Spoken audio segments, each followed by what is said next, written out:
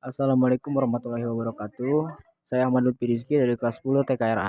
Saya akan menjelaskan tentang rangkuman teknik dasar otomotif dari bab 1 sampai bab 8. Bab 1. Keselamatan dan kesehatan kerja. K3. A. Keselamatan dan kesehatan kerja. Keselamatan dan kesehatan kerja sangat penting diterapkan dalam dunia industri. Salah satunya dalam industri otomotif, keselamatan dan kesehatan kerja membantu para pekerja untuk terhindar dari risiko dan melindungi diri dari kecelakaan kerja. Selain itu, keselamatan dan kesehatan kerja juga membantu melindungi konsumen, keluarga, para pekerja, dan lingkungan tempat kerja. 1. Pengertian K3. Berdasarkan Kemenaker, keselamatan dan kesehatan kerja K3 adalah upaya perlindungan yang tunjuki agar pekerja dan orang lain yang berada di tempat kerja selalu dalam keadaan selamat dan sehat. Selain itu, keselamatan dan kesehatan kerja dilakukan agar setiap sumber produksi dapat digunakan secara aman dan efisien.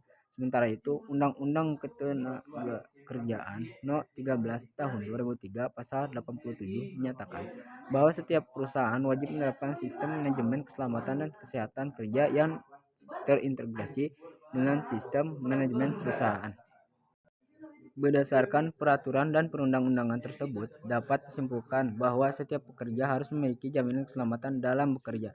Hal ini berarti bahwa dalam bekerja, situasi kerja, peralatan, serta kondisi bangunan dan ruang harus diperhitungkan secara matang, secara aman, baik bagi pekerja maupun orang lain yang berada di sekitar tempat kerja tersebut. Selain aman dari segi keselamatan, tempat kerja, pekerjaan, dan benda-benda yang ada di sekitarnya juga harus dapat menjamin kesehatan hasil pekerja atau produk dihasilkan juga dilakukan dengan perhitungan yang cermat dan harus dapat dipastikan aman digunakan konsumen. 2. Prinsip-prinsip penerapan ketiga. Berikut adalah prinsip-prinsip yang harus ada dalam menerapkan keselamatan dan kesehatan kerja di lingkungan kerja.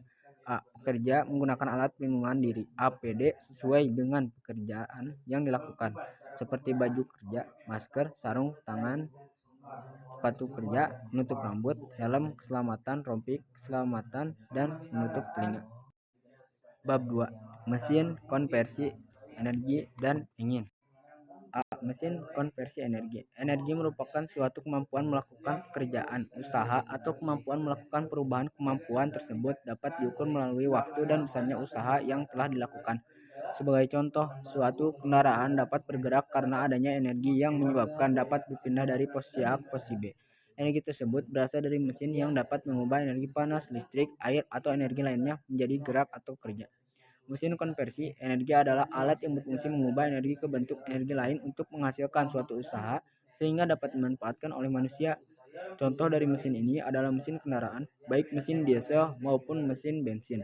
Kedua mesin ini dapat mengubah energi panas menjadi energi gerak. Prinsip kerja dari mesin diesel dan mesin bensin adalah menggunakan tekanan gas yang dihasilkan dari pembakaran bahan bakar udara sehingga menghasilkan gaya dorong yang dapat membuat batang piston bergerak. Gerakan piston ini akan menghasilkan rotasi pada poros engkol. 1.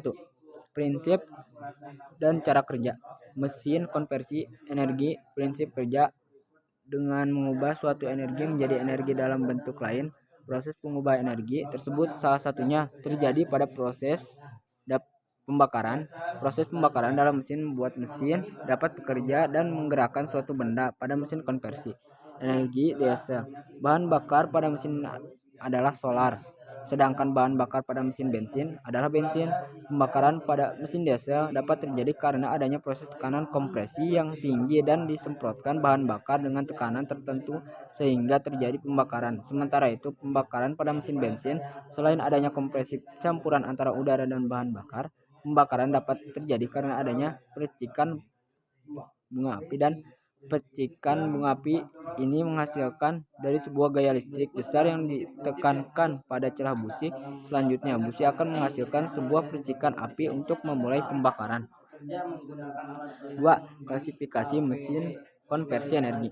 Mesin konversi energi dapat diklasifikasikan menjadi dua kelompok, yaitu mesin konversi energi konvensional dan mesin konversi energi non-konvensional. A.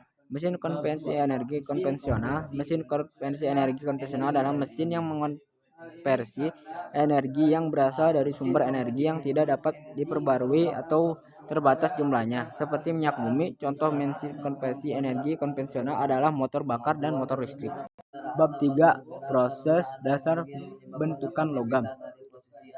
Pada proses pembentukan logam, bahan bakar diatur sedemikian rupa agar menghasilkan bentuk komponen sesuai dengan desain yang telah dibuat. Bahan bakar logam tersebut juga perlu diproses lebih lanjut sehingga memperoleh bentuk benda yang sesuai. Sebagai contoh, dalam perbuatan blok silinder di awal dengan proses pengecoran, yaitu menggunakan cairan besi ke dalam cetakan mold yang berbentuk blok silinder. Setelah proses pengecoran selesai, kemudian dilakukan dengan proses pengerjaan lebih lanjut sehingga blok silinder siap digunakan. Pada dasarnya, logam dibagi menjadi dua jenis, yaitu logam ferro dan non-ferro. Logam ferro terdiri atas besi baja dan besi cor atau besi tuang. Sementara itu, logam non-ferro terdiri atas emas, perak, aluminium, tembaga, kuningan, dan timah putih.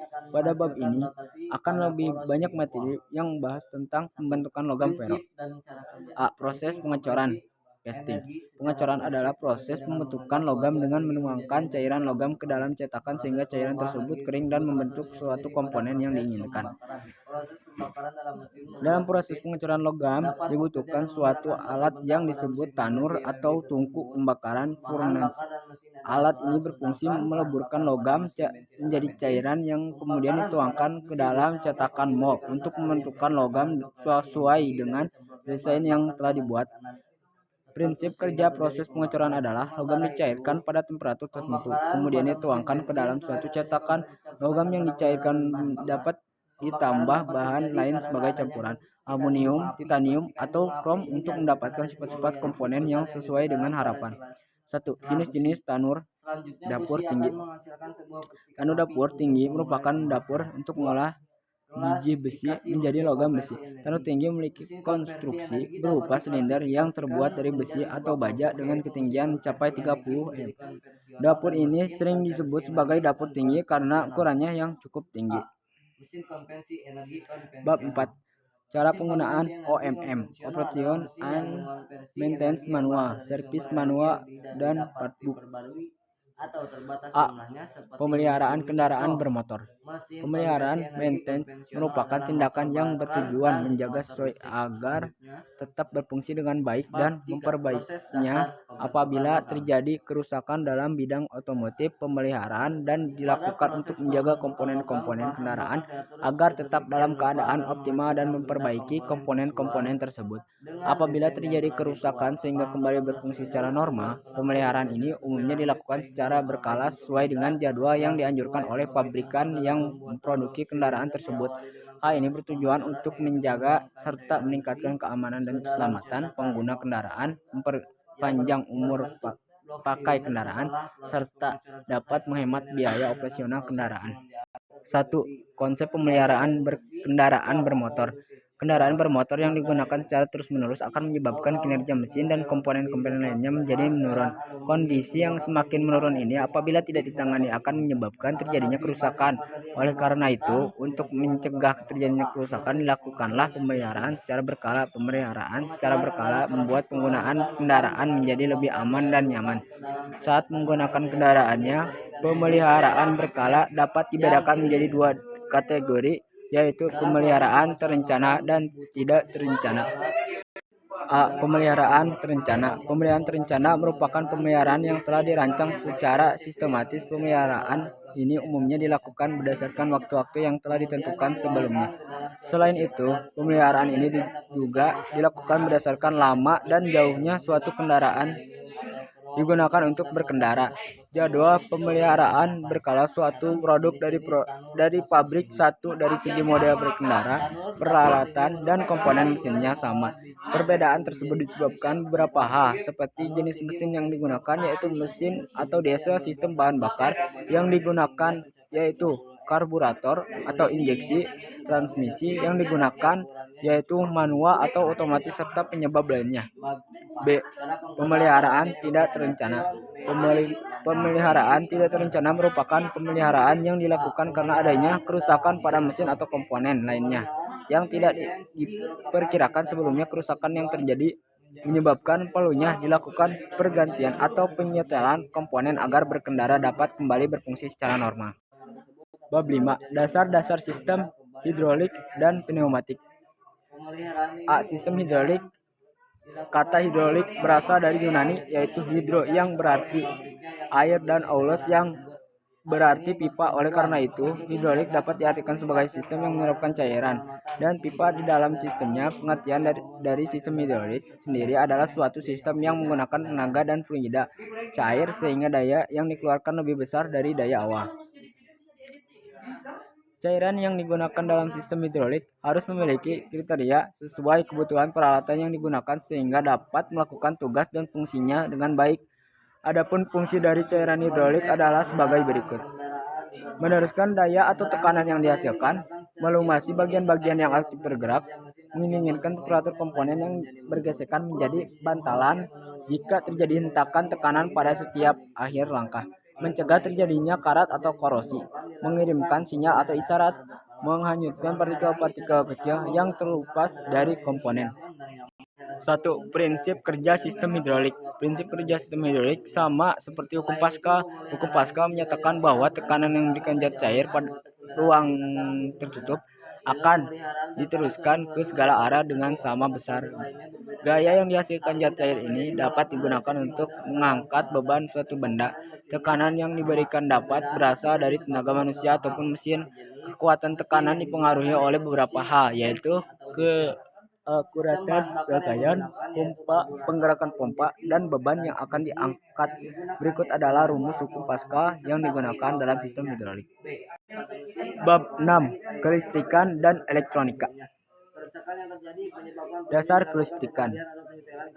Listrik merupakan salah satu energi yang sangat bermanfaat bagi kehidupan manusia. Listrik telah banyak dimanfaatkan dalam berbagai bidang, termasuk dalam bidang otomotif. Pada bidang otomotif, listrik dipastikan pada peralatan-peralatan seperti lampu, AC, dan wiper. Selain itu, listrik juga dimanfaatkan pada saat menghidupkan mesin mobil, yaitu pada saat melakukan start mesin dengan memutar starter. 1. Besaran-besaran listrik. Besaran listrik merupakan besaran yang berkaitan dengan kelistrikan secara umum. Besaran merupakan segala sesuatu yang dapat diukur, yang dinyatakan dengan nilai dan memiliki satuan. Berikut merupakan beberapa besaran listrik. A. Arus listrik. Arus listrik merupakan arus yang memuat sejumlah elektron bebas yang bergerak melewati sebuah penampang kawat dalam sebuah waktu tertentu. Arus listrik mengalir dari kutub positif ke kutub negatif. Meskipun sesungguhnya yang terjadi adalah aliran elektron yang berkembalikan dengan arus listrik, yaitu mengalir dari kutub negatif ke kutub positif. Karena adanya perbedaan jumlah elektron, aliran elektron dapat diibaratkan seperti aliran air. Air akan selalu mengalir dari tempat yang tinggi ke tempat yang rendah. Elektron juga akan mengalir dari posisi memiliki elektron yang tinggi ke tempat yang memiliki elektron yang lebih rendah.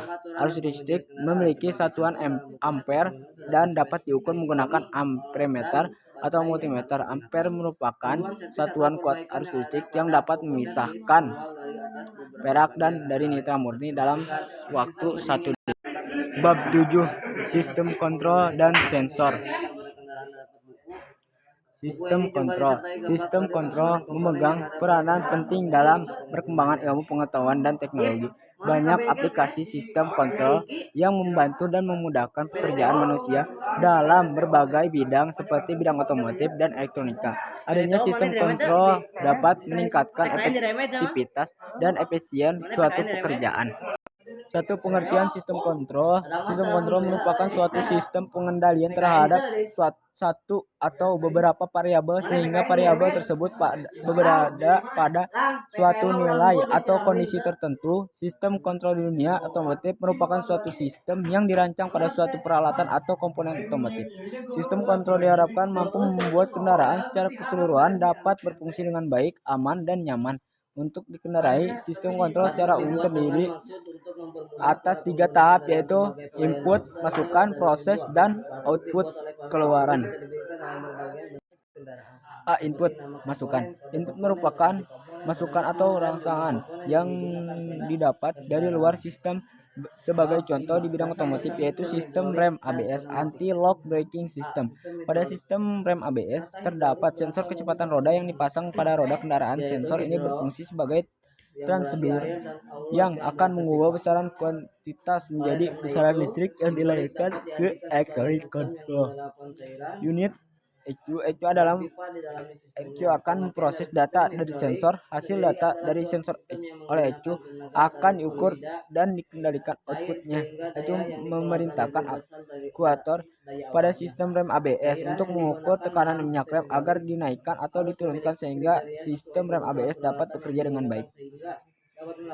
B. Proses adalah tahap berlangsungnya operasi yang direncanakan dan berlangsung secara terus-menerus. Operasi tersebut terjadi dalam pembentukan kegiatan dikendalikan oleh kontrol agar mendapat hasil yang diharapkan. Sebagai contoh di bidang otomotif yaitu proses yang terjadi pada ECU yang ada di sistem elektronik fuel injection EFI.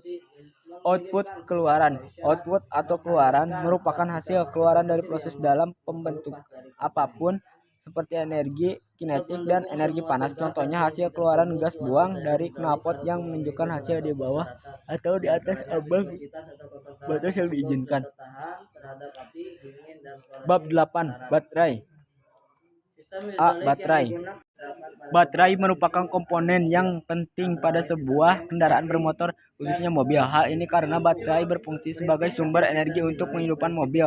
Pada saat jika baterai mengalami kerusakan atau shock, dapat mengakibatkan mobil menjadi mogok. Jika mobil manual mogok, mesin mobil masih dapat dihidupkan dengan cara mendorongnya, kemudian masukkan persneling 1 atau 2 dan melepaskan kopling. Namun jika mobil berjenis matic, harus dilakukan jumper menggunakan baterai lain dengan kondisi baik agar mobil dapat menyalakan kembali. Kondisi baterai yang rusak dapat terjadi di mana saja dan kapan saja. Bagaimana jika kondisi tersebut terjadi pada saat mobil berada di tengah jalan yang ramai atau di jalan tol? Mau atau tidak, mobil derek menjadi solusi sementara ataupun menghubungi toko baterai terdekat untuk memesan baterai baru sebagai pengganti. 1. Pengertian baterai. Baterai merupakan komponen yang berfungsi sebagai penyimpanan energi listrik. Baterai bekerja dengan proses elektronik dengan mengubah energi kimia menjadi energi listrik. Awal mula dan baterai adalah ketika ditemukan elemen Volta oleh Alessandro Volta, seorang fisikawan berbangsawan Italia. Penemuan tersebut kemudian dikembangkan oleh para ilmuwan hingga tercipta baterai yang ada di seperti saat ini. Baterai telah banyak digunakan dalam berbagai bidang, termasuk bidang otomotif. Pada bidang otomotif, baterai menggunakan salah satu komponen sistem kelistrikan pada mobil yang berfungsi sebagai tempat penyimpanan dan sumber energi listrik yang mempunyai jenis arus listrik DC atau searah. Pada saat mesin mobil mati atau alternator belum bekerja, energi listrik dari baterai yang menggunakan berfungsi mengoperasikan sebagai perangkat elektronik mobil seperti lampu, air conditioner, power window, dan wiper. 2. Jenis-jenis baterai. Baterai yang umum digunakan pada mobil terdiri atas beberapa jenis, yaitu sebagai berikut. A. Baterai basah. Baterai basah merupakan jenis baterai yang paling umum digunakan dan mudah ditemukan. Baterai basah diisi oleh larutan elektrolit atau air aki yang merupakan campuran asam sulfat dan air. Ciri utama baterai basah adalah memiliki lubang dengan penutup yang berfungsi sebagai tempat menambah larutan elektrolit. Pada saat larutan dalam baterai berkurangnya larutan elektrolit merupakan akibat dari penguapan. Segitu dari saya Ahmad Lutfi. Wassalamualaikum warahmatullahi wabarakatuh.